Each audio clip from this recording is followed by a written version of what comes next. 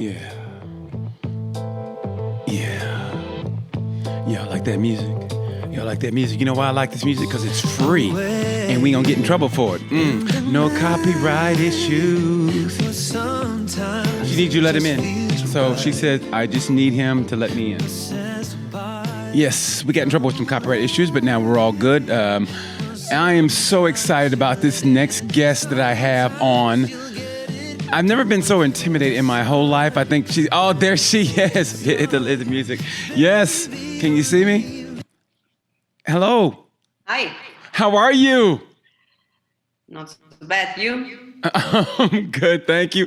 Ladies and gentlemen, I told my producer this. I said, in all the 2 months I've been doing this, I've never been so intimidated, so nervous to have a guest on in my entire life, and it's because of who you are in our history. Because I remember, and this is a true story, around 2007, maybe 2008, you were coming to Indianapolis. You were working for Tech 3.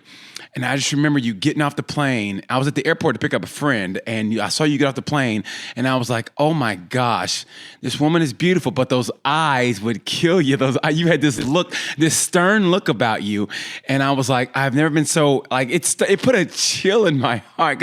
I mean, you would just knock me dead with those eyes were beautiful, don't get me wrong, but you had this stern look, and I was like, whatever you do, don't piss her off. And I know me, I piss a lot of people off. And I said, don't piss her off.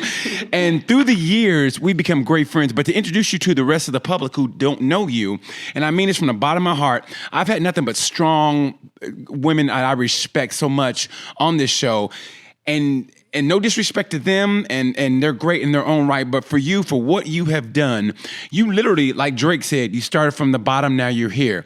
You started out you've been in MotoGP, correct me if I'm wrong, in the paddock for over about 20 years now. You literally started washing dishes or hospitality, handing out drinks, saying hello to people, and now you're the only woman in MotoGP history that's a team manager, that's a team manager in a male-dominated sport on a team that has been absent from the championships in 42 years.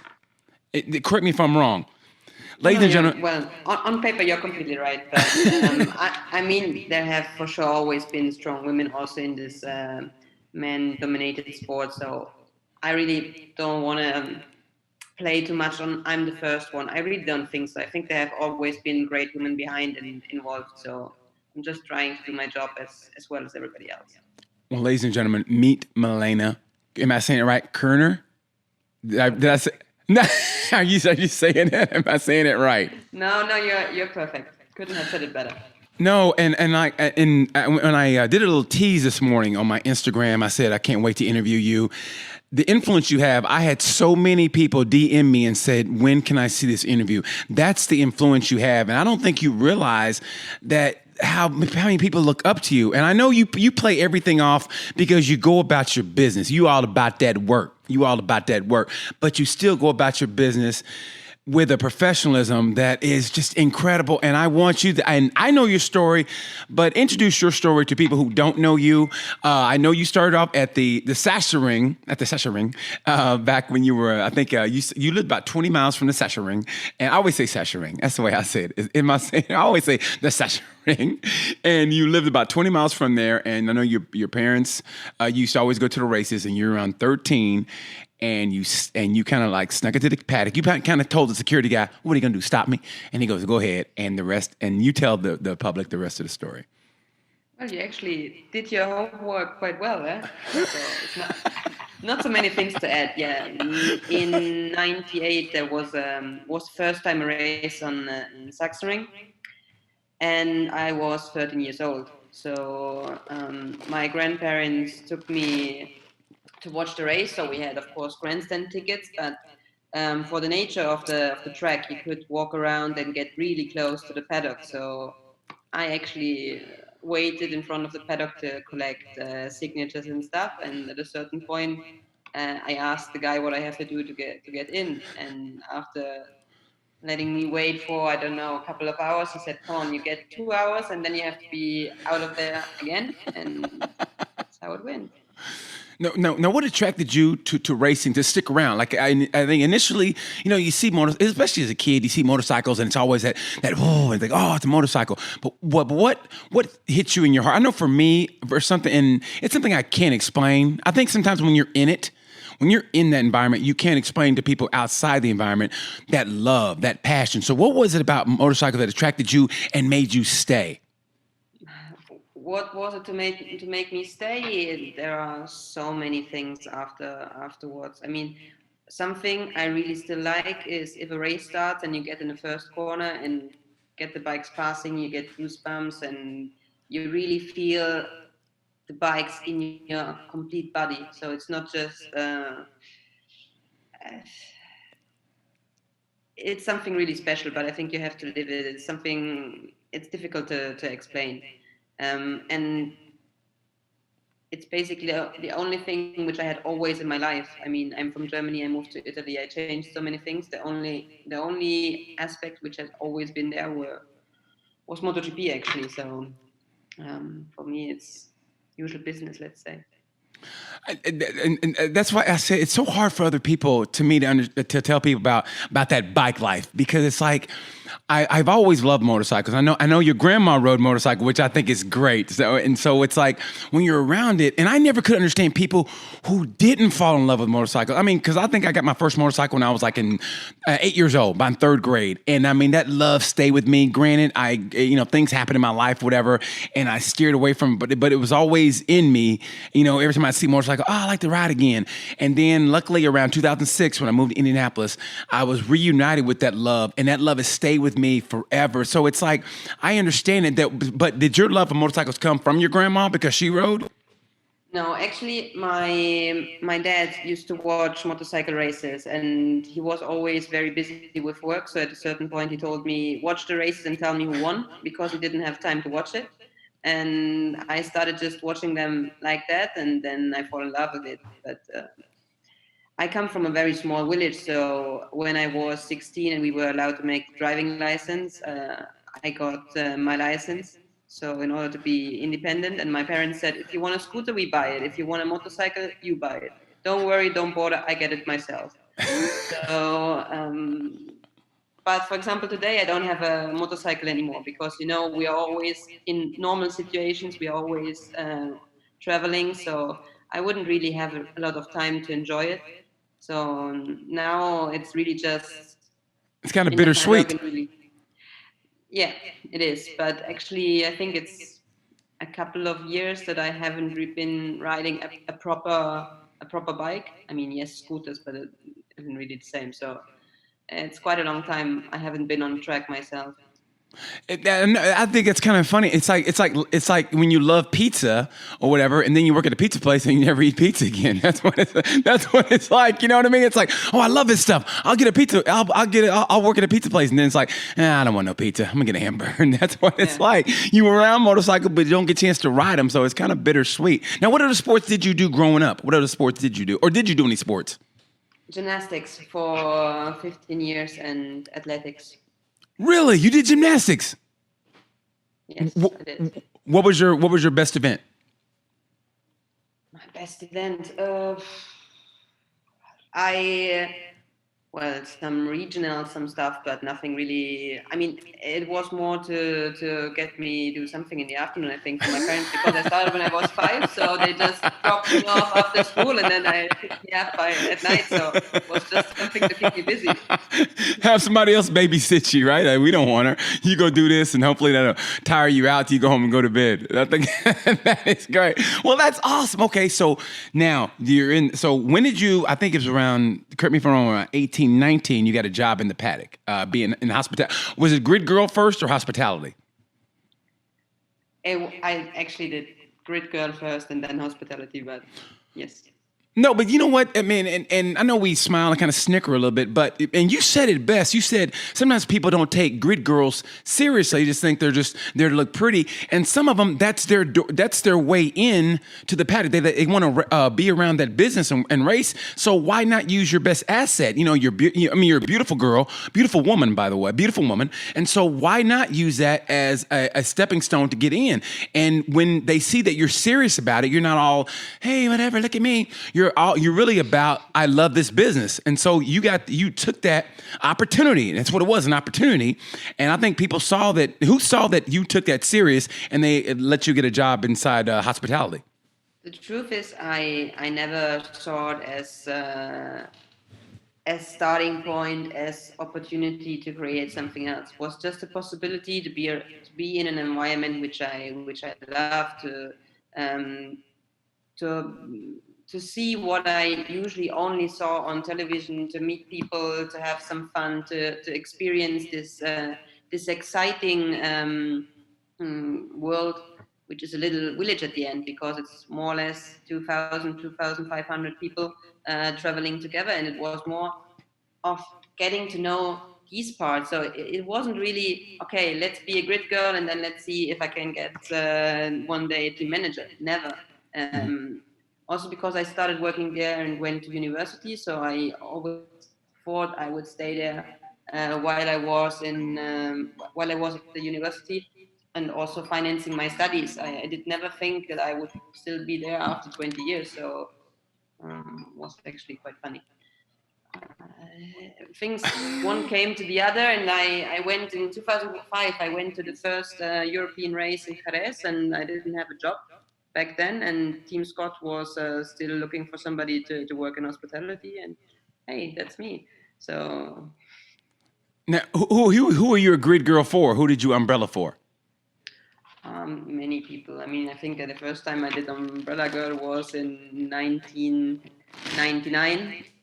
Then I even did it when I crashed my bike the day before and went with how do you say? When you can't walk. It's crutches. I went with crutches on the grid. You had crutches on the grid holding an umbrella? Yes.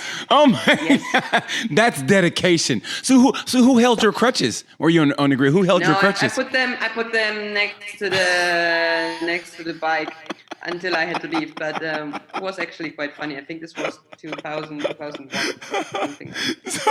So you're on the grid, hurt, holding an umbrella with your crutches on the ground. Yes. That's dedication. That's why you got a job. That's where you're at now, because nothing held you back. Okay, so what ride is? No names. You don't have to mention names. Did any riders ever try to hit on you or try to talk you up a little bit? No names. You don't have to give me names. Yes. I mean, that happens, but it's not. I think it's something normal. Also because you have so much time together afterwards. Don't have to be riders who you worked with. I mean, you know all the other guys as well, so it may happen, but. Well, I would think, and this, I mean, like I said, I'm still the outside looking in, and so I would think that them being so focused on what they have to do, and I've been on the grid, and I apologize right now because I'm like a kid you see me on the grid, I'm like a kid in the candy store, and every time you see me, I'm like, oh my God, there's Dominika Gerter, and there's this, and I'm running around, and I always want to apologize to you guys because that's who I am, because my love and my passion is MotoGP, and it really is, and so. And talking to you right now, and that's why I'm just beyond. I'm over the moon now. I'm just nervous. So you know what I'm like on the grid. So it's like I would think those guys are so focused that they wouldn't have time to go. Hey, after this race, you want to get some dinner? I mean, is that? Yeah, but it's not. They don't have to do it on the grid. I mean, they see me the whole week, so. Oh, okay. No reason to do it just right before the race. So I hope they are focused by the time. Actually, you would be. It's quite incredible what these guys are able to do when they are on the bike. I always think that they are very focused, but they have a lot of time to think about many things. It's incredible. This is a really mental sport, also if it doesn't seem to be from outside. Okay. Now let's talk about your your ascension in the sport? Because like you said, didn't have a job, you were broke basically, probably asking for money, and so you were so you got a job in hospitality. Okay, and then like I said, you literally started from the bottom, and you worked your way up. You washed dishes, hospitality, and then you worked communications for a team, and then you were I think a personal manager, communications manager, and you gradually went up. Now every time you got a job or you got promoted or whatever, the part of you, was it nervous? Like, oh, I don't know if I can do this. And you just walk like, okay, I'm just going to do it. I'm just going to do my best. And if it works out, great. How did you look at that? No, it depends. Well, the first or after 2005, for 4 years, I worked for the same team. And I actually had a really good boss because every year he gave me a little bit more responsibilities, so I got a bit more experience, but he taught me a lot. So I started from just working with the guests. I started to do some coordination and taking them around. So this was actually a part I really enjoyed. Afterwards, I started to work as team coordinator, which did basically involve also logistics and everything, which is organization. I really like to do. So I wasn't really worried about this part of my job. While when I was asked in 2016 to take over, let's say, as team manager, I certainly asked myself a lot of things, and it wasn't like, okay, let's do it. For sure, I'm on it. No, I also went to see a few people in the paddock who know me since a lot of years, and who I have a very high opinion of. So, and I asked them if they believed in me, if they thought that I'm up to the job. But everybody I spoke to said, why not? What's your doubt? Why don't you think that you're not able to do it? So at the end I accepted, and after a lot of learning and continuous learning, because at the end every day everybody can still improve. So but I feel a lot more comfortable today than I did during my first races as team manager. I think that right there is, I mean, for anybody to be team manager, like, okay, the onus falls on you. The onus falls on you. I mean, when they win, it's the rider. Hey, great. Don't get me wrong, it's the team, but it's the rider. Okay, but if the team's struggling, they're gonna look, okay, what's the team manager doing? What's going on here? I mean, so for that, do you feel that pressure, or do you just go, I'm gonna go about my business. If it works, it works. I'm gonna get all this knowledge and wish for the best? Well, of course you feel pressure. I mean, I believe everybody feels it. It would be a lie to say no. It's always easy. You don't think about what other people think. Of course, at a certain point you care. Of course, you know that not everything depends on you, or there are some things you just have to deal with.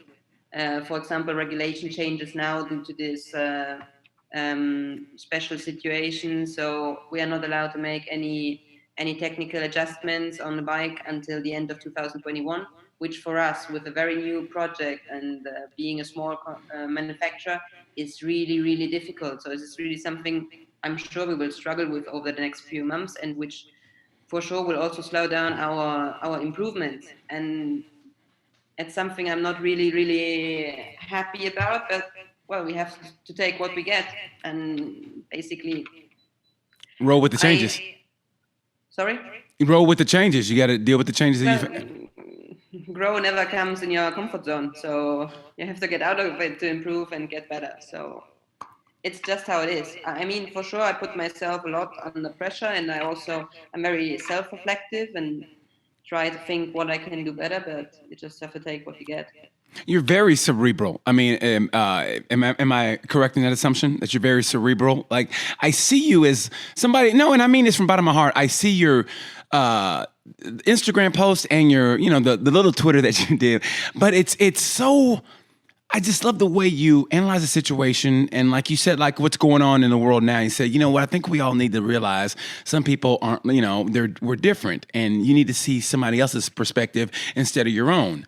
And like I said, knowing you, I know you meant that from the bottom of your heart. You didn't just say that as just somebody say, hey, look at me, I'm trying to act like I'm a deep person.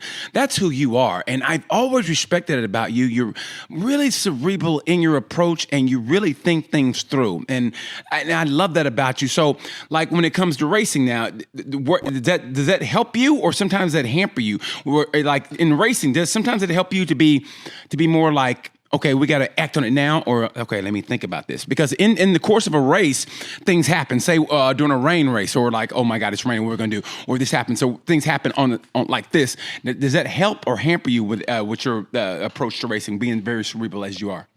I think it does help because if you are very focused on facts, then you leave the emotions a little bit beside, and you're quicker and more strict or more severe when you take a decision. It's not that much emotional, but really just based on facts. So I think it helps.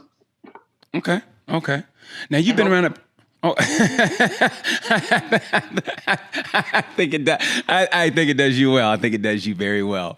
Now, you've been around the paddock a while, so the people you've worked with, who's like the most naturally talented rider you've been around? Like naturally talented, you go, wow, where you were just impressed just by their natural ability? I think Carl. Who, Cal?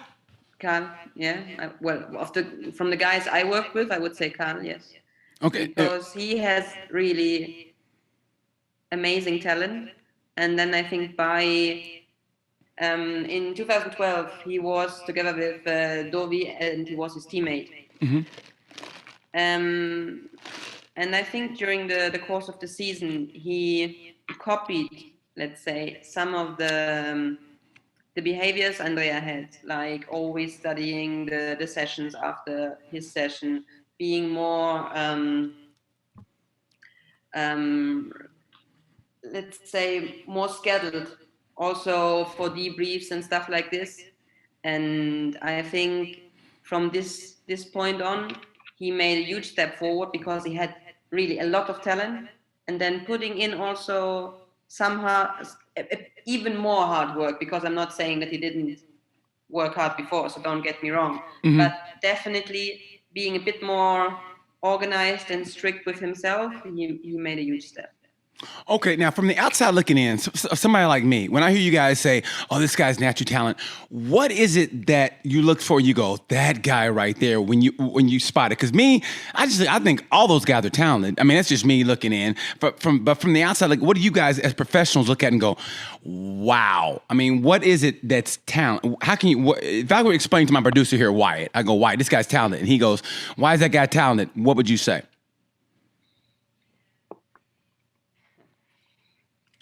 Well, the time he needs to adapt to a bike, the time he needs to adapt on a track, how, if he's able to ride over the problem, or also how much he needs to work to get to a certain level. As I said, I mean, there are people who are really, really amazing professionals, but they have to put this little bit more of hard work instead of a guy who's, don't say it comes easy, but, and I mean, when you see all of this together, how long it takes him to adapt, how easy things go, or how quick is a certain part of improvement, and then you can take it from there. The last bit is hard work for everybody, but just on how quick he gets to a certain level. Okay, well, who's one of the hardest workers you've been around? Like, say, and not to diminish their talent, but who's one of the hardest workers? Say like they weren't as natural talent, but they worked so hard that they went over their talent. For sure, Bradley, yeah, and also Andrea is a very, very hard worker. Okay. And then something I thought was very interesting was when Cal was leaving your team And he said, "Oh, finally we get to be friends." Because what he said was, sometimes you tell riders something they don't want to hear. Like, and so what is that? Like, yeah. So what is it that you tell them that they go, "I don't want to hear this shit, but I guess I got to do it now"?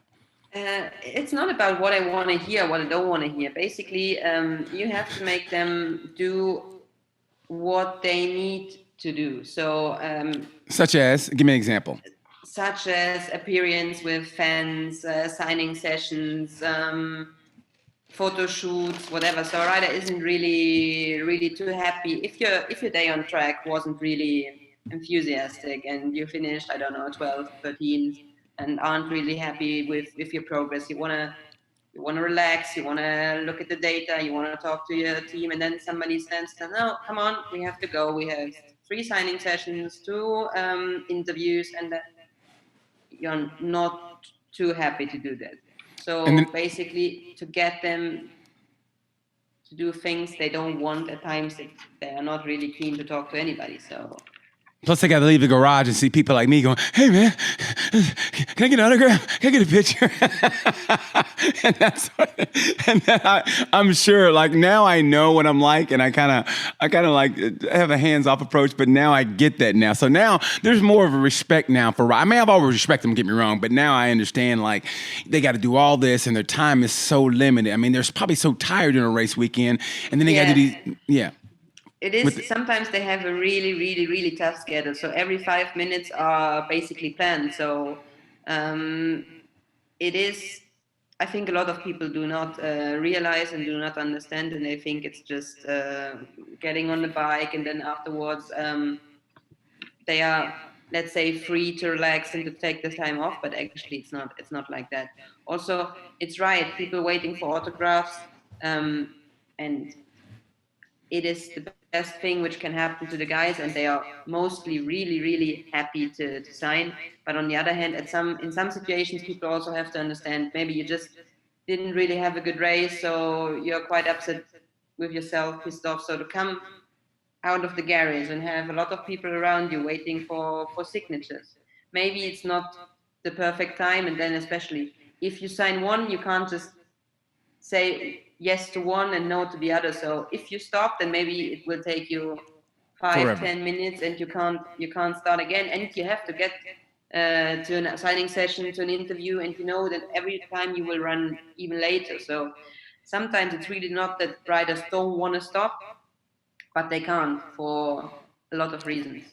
I mean, now that I see it, like now that I see how the pizza's made, now I respect you guys so much more, because on race weekends when I go, I get tired. It takes me about 2 or 3 days to decompress. I mean, from just being a fan. I mean, seriously, like I'm there all day. You know me, I'm a dork. I'm there when you guys get there, and I leave around when you guys leave, and I get tired. So I have so much more respect, and I want to thank you so much for, in Silverstone, you let me come into the garage and for a test for a session. I think it was, I want to say it was FP2. I think. And I want to thank you for that. And just watching that, you have no idea how much that meant to me. And I was so nervous, because I know me. I know I'm clumsy. And I was like, "Hey, don't fall and trip and knock over the tires. Don't." It was Dominique and Stefano, and I didn't want. It's like, okay, I know Dom real well. I've known Dom about as long as I've known Bradley. So me and Dom are tight. But it's all about the business. So he's waiting, and I know you had to do your job. So I tried to wait in the balance and try to be quiet. But my heart's going, "Oh my God, this is the greatest day ever." And I'm watching you, and people don't realize you know 5 languages. You're German, and you know 5 languages fluently, and you spoke to your team in fluent Italian, and I was just like, "Oh my God." And then you're going over the data, you're looking at the data, looking at your riders, and you ran out onto the pit wall and had to look at, and I was so amazed at all that, and I was just in awe at what you do and how you do it. And I didn't want to like just hug Dom or hug Stefano, like, "Oh man, that was really good," because I think Stefano was on the front row, I think, in Silverstone. He qualified really well. I remember that because everybody was really happy. And I was like, oh my God. And I had to like ease out because I know you were going to talk and you were about business. But I wanted to thank you for that and seeing how you operate and the control. It's a fine line between control. I know you have to be stern, but yet respectful. And I love the story you told how when you were going to get the job and the guy was talking about tires, you said, well, I think we're going to use up all our tires in this session, so maybe we should blah, blah, blah. And he smiled going, okay, she knows what she's doing. Like, do you feel that added burden, like you have to know maybe a little bit more because, and I hate to say it, because you're a woman coming into this business? Do you feel that way? And I know you hate. Yeah, I know you. I know you hate I know you hate going down that road because I know you want to just respect me for what I am as the team manager. Don't put the woman part in that. But it's something that has to be addressed. It's like in anything in life. I hate going down the road like, hey, I'm black or African American, and I trust me, I hate that. But that is the elephant in the room, and sometimes you have to address that. So, do you feel that advert like you have to know maybe a little bit more or show them that hey, I know what I'm talking about? Yeah, you have probably to show that you know what you're talking about. That if you have to know more, I don't think so. But you have to underline sometimes that you know something. But I think this is something which happens in so many different jobs. Always women need to work a little bit harder to be respected. I think this is something which isn't just something inside MotoGP. It's in so many other businesses as well.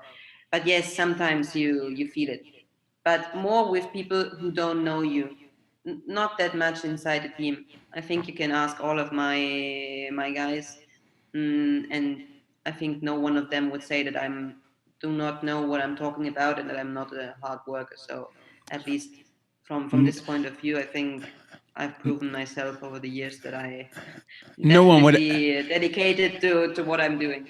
No one would ever say you don't know what you're talking about, and if they did, they wouldn't say it to your face. I mean, that's just the truth. You do. No one would ever say that, and if they did, Good point. They say it in a car going about 40 miles an hour, like you know what you're talking about, and they would just keep going because they don't want to have those eyes on you. Because trust me when I say this, and even though I was going to bring this up later, I have to bring it up now. And I remember I was always like, oh my gosh, this woman is beautiful. I remember that, but you're doing what you do and whatever, and you're racing and everything. So, and I was so nervous, but we got to kind of, hey, how you doing? How you? Like, okay, she's nice. And it was, I think one of the last times you guys were in Indianapolis, and I remember this. It was the after party, and you look beautiful. You had the black dress on. You look beautiful. And I was like, okay, I'm gonna go talk to her. And I was talking. I was like, oh my God, this might go well. And you were drinking, and it was late, and I was like, oh my God. And I remember I stepped on your foot. And the look you gave me, I was like, no. I was like, oh my gosh. And I was talking, I was like, hey, maybe I have a chance. And I remember I knew I stepped on your foot because you know what, the floor feels like, and you know what feet feel like. I just, because you had taken your high heels off, thinking you were safe. And I stepped on your foot and I couldn't even say anything else. I just walked away. I was like, well, you blew that one, BT. I remember that because I remember like, oh my gosh, this might be Miss T. This might be Milena T. And then I stepped on your foot. And like your eyes went like this, and I go, okay, I'll just see you later. And I left, and I drove home going, damn you. I felt like that Price is Right music. I don't know if you guys have Price is Right over there, but I felt like that doom, doom, doom, when they lose the showcase show, and that's what it was. And I had to laugh at that, but I just had to bring that story up. I did a non sequitur, but I had to bring that story up. I thought that was great. But no, you always know what you're doing. Now, okay, so let's talk to you about mentoring your riders. Like sometimes, like, what do you say to your riders? Say you're not getting the best out of your riders. You know they can do better, but they're not. Okay, like a story of, you talked about Stefano Manzi when he first came to the team. And I don't know behind the scenes, but I guess there was a little maybe friction, or he was a different, because I know he was different in Moto. When he was in Moto 3, he was a little bit of a wild child. From what I gathered, and he was but he had talent. He had raw talent. Correct me if I'm wrong, raw talent, but it needed to be corralled. And I think when he first came to the team, even I was like, really, Stefano Man? And you said like now you guys have a good relationship. Like what was it in the beginning? How he was and how he is now? Like how was it? And how did that relationship cultivate into the respectfulness that it has now? Well, at the end, you still have to think that these guys are really, really young when they start riding in Moto3 and Moto2 as well. I mean, Stefano, when he came to the team, he was 18, 17, 18. So he was really, really young. Of course, very talented. Also, during his Red Bull Rookie Cup season, he was very quick, um, super good. So he expected a lot from himself. Then he had 1 year in Moto2 with Sky, but he injured himself during the winter. So everything didn't really go according to plan for him. When he joined Forward, he was, as you said, he was a lot of raw talent, but needed to improve, especially his way of working. And you could see that when he came back to the garage, his eyes were red, and he had so many emotions inside, and he didn't really know what to address first. So he basically just started to tell you everything he felt, but maybe also the thing he felt in the last corner was the first thing he told you because it just happened, but it wasn't the biggest problem he may have had. So of course, when you come back to the garage, you can't completely change the bike every time you go out. So you have to concentrate on basically one thing. Also because if you make too many modifications altogether, then you will never know what worked or what didn't work. So you need the rider to help you, to explain what is his biggest issue and where he has it, when it happened. So also how he explains his feelings on the bike are very, very important. And Stefano for sure did improve a lot with this, and also mentally he's grown a lot. So his approach is a lot more professional. And yeah, how do you talk to him? You just try to find the right things to say. I mean, in Valencia last year, he did a great weekend with finishing 2 sessions first. It was the first time on front row in Moto2, and of course, before the start of the race, he put a lot of pressure on himself.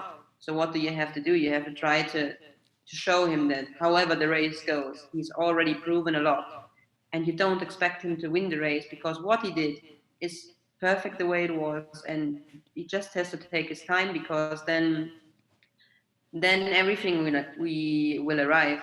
He could have ended the race in the gravel, and everybody would have just said, yeah, another crash.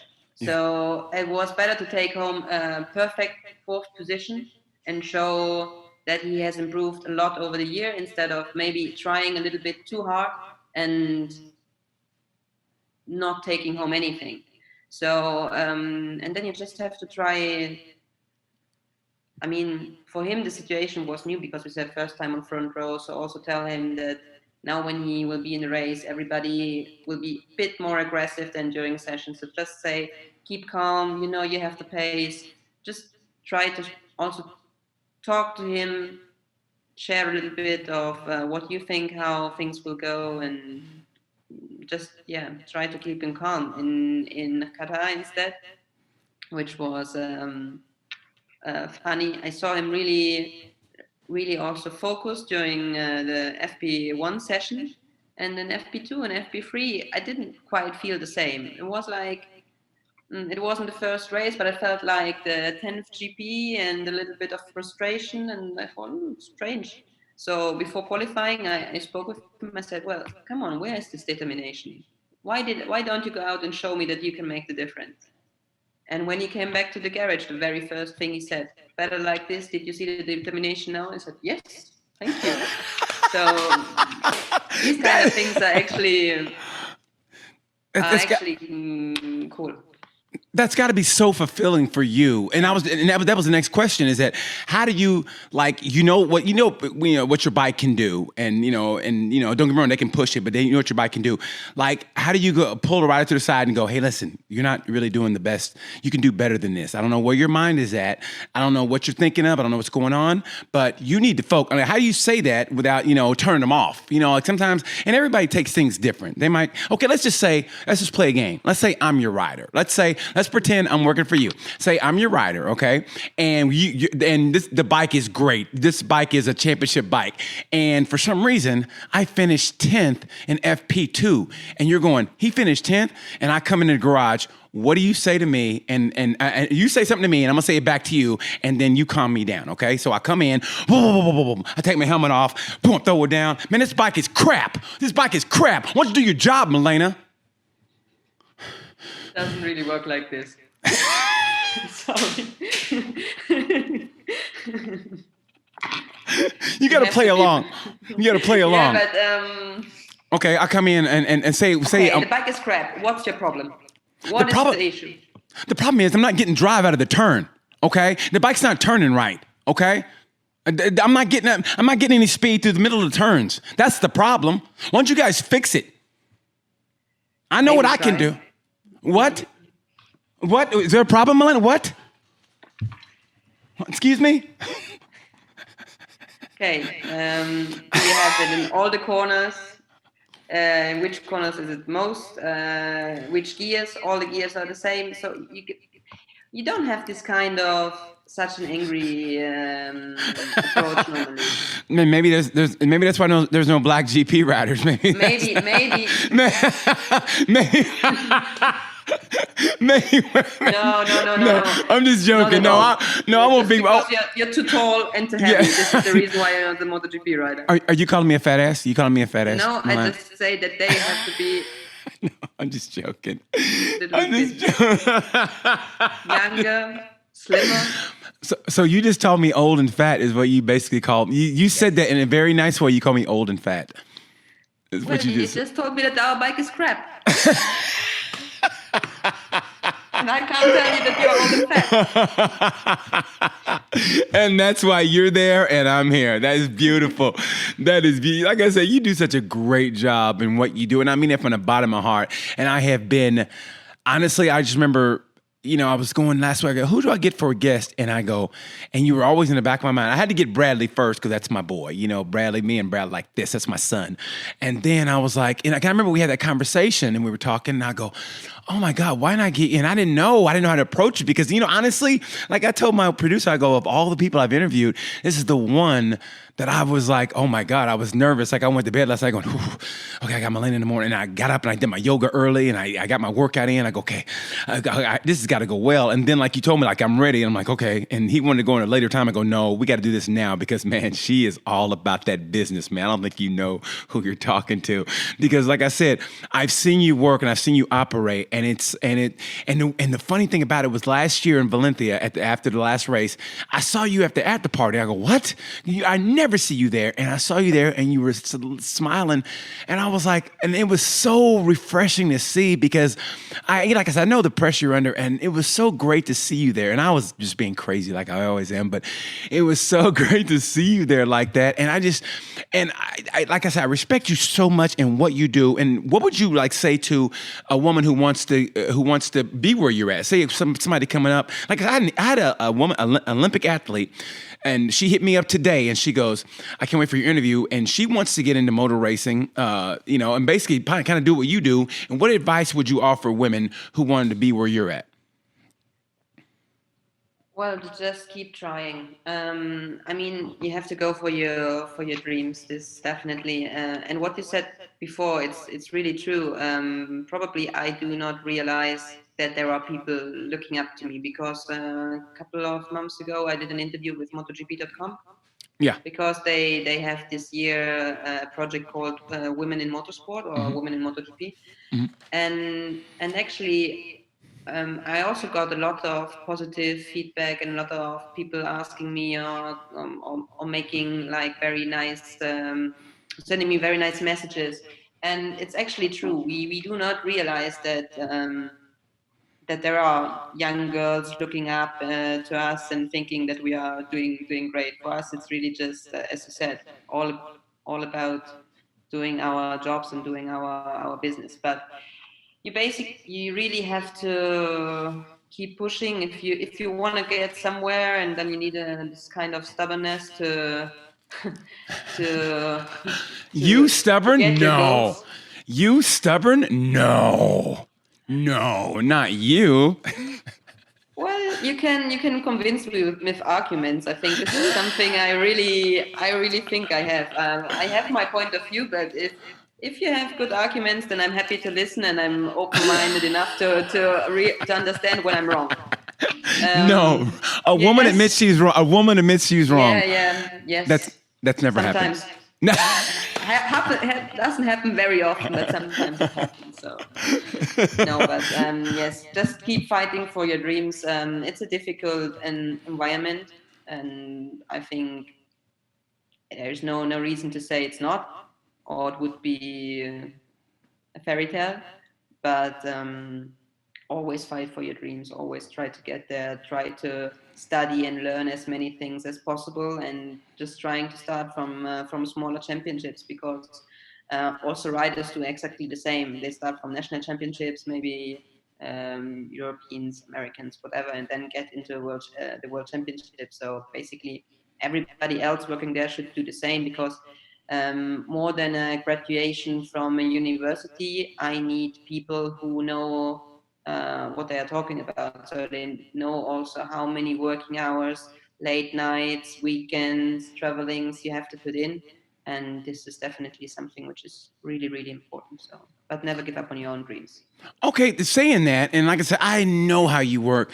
What do you do for fun? I mean, I've seen your Instagram, and what I love about you is you love food, you love a good meal, and I love that, and you love your wine. But like when everything's, when you do have that little bit of time to just have fun, what do you do? Like, what's your to get away for the little bit you can get away? What do you love to do? Sports, just trying to train. Just yeah, actually, there's not much more. You just Yeah, eat, as you said. I like to cook. I like to bake. I like to train, and so you can bake me just some cookies. So you bake me cookies next time I see you. well, next time you see me at the track is difficult, but if you come to Italy, I bake cookies for you. Oh, so I guess I'm gonna make a trip to Italy. Then you said cookies. I'll go anywhere for some cookies. no, Well, where? it's many years you haven't been to Milan, right? No, I was in Milan 2 years ago for my birthday. I rented a bike and drove up to the Stelvio Pass for my birthday. Well, then you're late, so you have to come again. Oh, yeah, well, if that's an invite, honestly, you don't know. If you said, come see me in Italy, I would be over there before this podcast ended. You have no idea how much I would be in Milan. You'd be like, where are you? And I'd be like, hello? And I'd be like, I'm here. And you're like, wait a minute, we were just on the phone. We were just on the phone. All you had to do was say, come to Milan. And I would be there so quick with a backpack and be like, I'm here, what do I do? And then I'd be on the grid with an umbrella, and people are like, is that an umbrella boy? I go, shh, I'm with my girl. And I would hold my that's what I would do for you, because that's the level of respect and the love I have for you. But and in all honesty, and I hate to ask this question, but it's there. And I think and it only comes to you because you're a woman, and I hate to say it, but it's the truth. It's like you've achieved so much, and I think you still love what you do, but and I think only women have this dilemma. And I heard this in an interview. You said, it's like you had a dream. The original dream was, okay, go to university, get a job, get married and have kids, and now you're in this, and you're successful. And it can be done, and I think this is where women and men kind of differ, is like a man can say that and they can still be a team manager or whatever. And, they can say, honey, take care of the kids. Well, I'm going to go to Magello or whatever. So with you, do you feel like you have to stop and get out of this business to have a personal life, to have the kid and the husband that, if you want that, or, I don't know if you want that or whatever, everybody's goal is different. I don't know if I ever want to get married unless it's you, so I don't know what I want to do. So, like, for you, that was pretty good, wasn't it? So, like, so for you, like, will it be a dilemma, or do you feel like, I kind of want this personal life now? And how do you, with the balance? It's a tricky question. I know. Well, I actually feel that in case I would want a family, then I need to stop, because I wouldn't really want to just get a child and then drop it to somebody. I'm not judging and saying that whoever is having a child and afterwards continues his job and continues traveling and does something wrong. I'm just saying that for me, it wouldn't probably be an option. My ex-boyfriend used to say that when he first came to the races, that now he understood why I didn't want to get a family immediately, because he said, having the riders, I already have a lot of children. So yes, that's true. That's true. They are. They can make kids. There is a small part of truth in that actually. So, however, at the moment, so many things didn't go according to what I thought when I was that's life. Small girl. So at the moment, yeah, life is what happens while you're making other plans, right? And that's the beauty of this, is that, I never saw myself living in Indianapolis. No offense to it. I never saw myself living here. I saw myself as being in LA and, being a movie star and, and this and that. And then I end up here, and don't get me wrong, I'm very happy, but life happens, and you got to deal with life as you find it. And you still strive to improve yourself every day and to constantly get better. But it's amazing how the road that life leads you down. You know what I mean? Yeah. So, I wish you the best. Of course I wish you the best. And like you said, all you got to do is personal message me and say, hey, I really would like you in Milan right now. And I would go there. And I have I think I got a couple years left. I could still be a male supermodel, and I could go there and I do a couple runway shows. And when you come back from, say, Mugello, and you go, oh, how was the race? Stefano did okay, but he could have got a podium. Oh, really? And I would do this, and I'd do one of these, and I'd cook, and I'd make you like a Beyond Meat burger, because I'm sure you're sick of pasta. And I'd make you a Beyond Meat burger, and then I'd make you laugh, and then we just go to sleep after a bottle of wine. That's what I would do. It's an incredible, good offer. Okay, so before we leave and just have fun. Okay, so let's just say a guy really, really knew your lifestyle, whatever, but he was like, okay, but he was like me from the outside looking in. He goes, wow, I really want to approach this woman and ask her out. What would a man have to do to say, I really want to ask you out? He understood what you did, and he saw it. He saw how everything was, but he still wanted to go, man, that's the woman I really want to go out with. How would he approach you, and what does he have to have? What qualities does a man have to have for you to go, okay? If you had to construct the perfect man, like Weird Science, you had to construct the perfect man. If you could, and take me out of the equation, but if you want to include us, great. But if you had to construct the perfect man, how would you do it? How would you do it? He has to be spontaneous. He has to make me laugh. He needs to be strong, because I have very often to make decisions. So I'm just also really happy that when I'm coming back home, I don't have to decide anything. I would actually really like that. So I'm 3 for 3. Okay, keep going. Yeah. So what can I say now? He has to like sport. He has to like motorcycles. And I'm 4 for 4. 4 for 4. I'm 4 for 4. It's looking good for me. Wyatt, meet Miss T. I don't know. Well, it's just. And chemistry too, probably, right? You can have all those qualities, but you don't have chemistry, then it's like, Of course. For me, the head is the most important thing. So it's just, I really have to admire him. I have to think that he is a good person. Honest, should be honest, probably. So, yeah, that's it. The last one got me. No. Woo, I was almost had the van packed. I had my bags packed, but almost there. Man, I tell you, this went. I like I said, and I mean this from the bottom of my heart. I joke around a lot, but I was more nervous for this interview than any other interview ever, because I really. Now, why were you nervous? Why were you nervous? Because. From a usual interview, you know what to expect. They ask you about bike performance, about your expectations for the championship, probably some questions about being a woman. Yeah. But not that much on how you think Mr. Right is. Or well, I gotta make it. I gotta make it fun. I want to make it fun, but respectful also, because I know that if somebody from the outside looks in, I don't want I still want you to be able to go out to the paddock and they go, hey, I saw the interview with the guy and I thought it was fun. I didn't want to. I realize what you have to do, and sometimes people don't see the fun in it and they take it too serious, and then I know you have to go back in that environment, and I didn't want you having to explain yourself with everything. You know what I mean? I want it to be fun. That's what I wanted wanted it more than anything. I wanted it to be fun. And don't get me wrong, I wanted to be stuff I didn't know about the motorcycles and the riders and what you look for and how you mentor a rider. But I also wanted to know, like, you know, the other things you do. Like, I didn't know you did gymnastics. I didn't know you know what I mean? Your parents dropped you off for half a day and go do some somersaults, you know what I mean? And come back and I didn't know that. So that's what I wanted to know. And I wanted to know more about you. And like I said, you've never disappointed. I love everything. Like I said, the mental, what you do, how you care about people and your cerebral approach. And I just, you know, it's like sometimes when you get to know somebody from the outside looking in, you go, oh, okay, they weren't what you expected. And I honestly say you were even more. You were even more than I expected. What you see is what you get, and it's even better. And I mean it from the bottom of my heart, it's even better. So I appreciate your time. I know your time is very valuable, and I'm sure it's coming up time to eat in Italy right now, in Milan. I'm sure it is. So I know. So don't worry. So one day I'll make you some German pancakes, and then, you know, maybe bake some cookies, and we'll go to the Stelvio Pass. So we'll maybe rent some bicycles and ride up to the Stelvio Pass, and then we'll get a motorcycle and we'll ride up to the Stelvio Pass. I think the motorcycle is better for the Stelvio. Okay, I said I like to train, but that's what I'm doing now. Like I said, if you know me, you know me. I'm a dork. So ever since I started getting into GP around 2006, I started bicycling because GP riders bicycle. That's the only reason I cycle. Whatever GP riders do, I do. So I started cycling. I lost weight.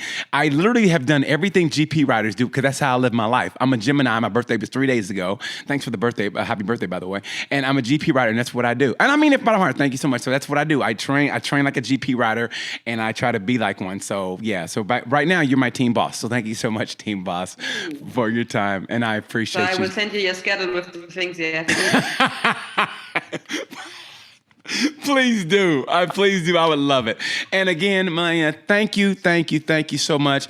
Keep doing what you're doing. And MB Augusta has the most beautiful bike on the grid, bar none. I mean, the most beautiful bike on the grid, and one of the most beautiful people and team managers on the grid, and that is you. And thank you for your time. Thank you for inviting me back in your garage and seeing how you work, and I appreciate that. And I don't know about this year, but I look forward to seeing you in person again. It'll be my pleasure. So thank you so much for this. Yes, and Thanks a lot for having me. Thank you so much. Have a great day. Thanks for making me laugh. You know, it's not very easy. I know. I told my producer, I said, man, this is the one person I really can't make laugh. She'll just kind of, and that's it. So yeah, so I feel that is a victory for me. So thank you so much again. I appreciate you. Thank you. Have a great night. Thank you. You too. Bye-bye. All right, that was Tales from a Gemini with my, like I said, one of the most wonderful people in the world that I respect, and that's Milena Koerner. Go to mbaugustaforwardracing.com and check them out.